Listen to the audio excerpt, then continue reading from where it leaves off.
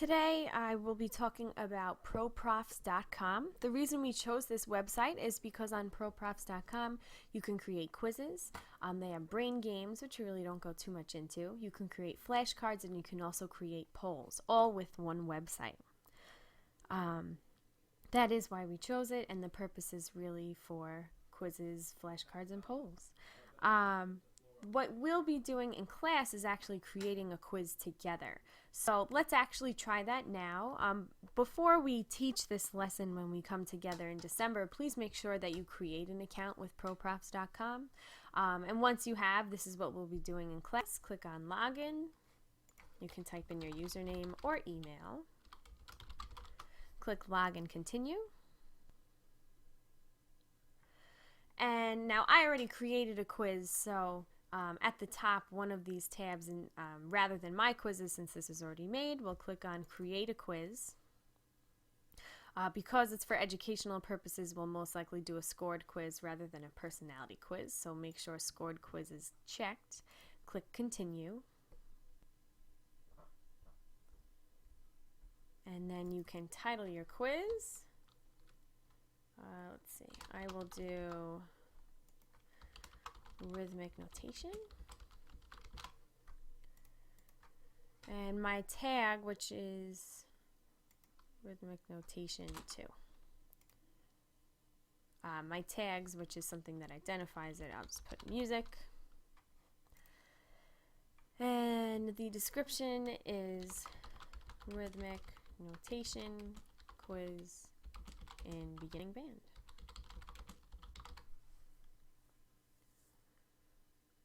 There's 4 types of questions. I'm not going to be filling all of them out, but we can go over it in class. We have multiple choice, which we all know how to do. You type your question and then you give options. Another kind is check boxes. You list a question and then you can have multiple answers that they can check off. And we also have true and false. We all know what that is. You type in your question and then you mark whether it's true or false. And we have fill in the blanks. You write your question, draw a blank, and then have the possible answers listed below. And the last type is essay type. Now, the only thing about essay type questions is that I would check off do not grade this question, because otherwise it marks it wrong. There's really no explanation that you can put into the computer that it can grade. So when you're doing an essay type question, please make sure you check do not grade this question. So for now, I'm just going to do maybe I'll just try one question really quickly. We'll do multiple choice. We'll type in how many beats does a quarter note receive?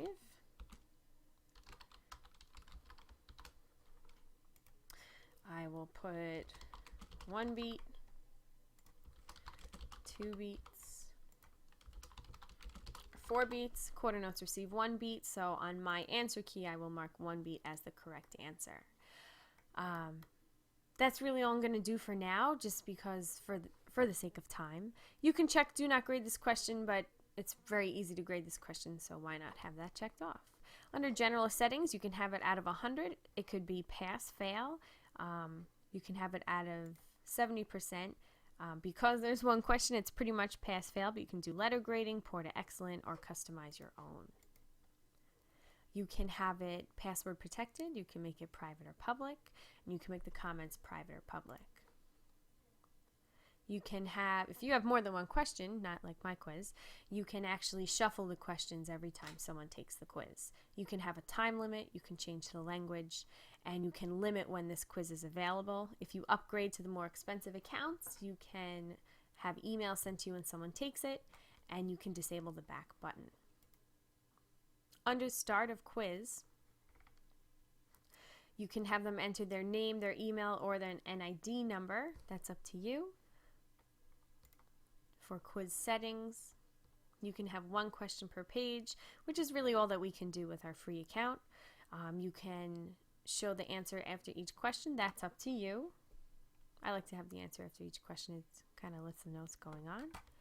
And at the end of the quiz, you can have a little message for them. You can show them a certificate, show their score, show the correct answers. And for the category, we most likely will be clicking Education and Exams. Click Create Quiz. and it takes you to your quiz. This quiz was called Rhythmic Notation 2. You can preview the quiz. This is where you enter your name, take the quiz,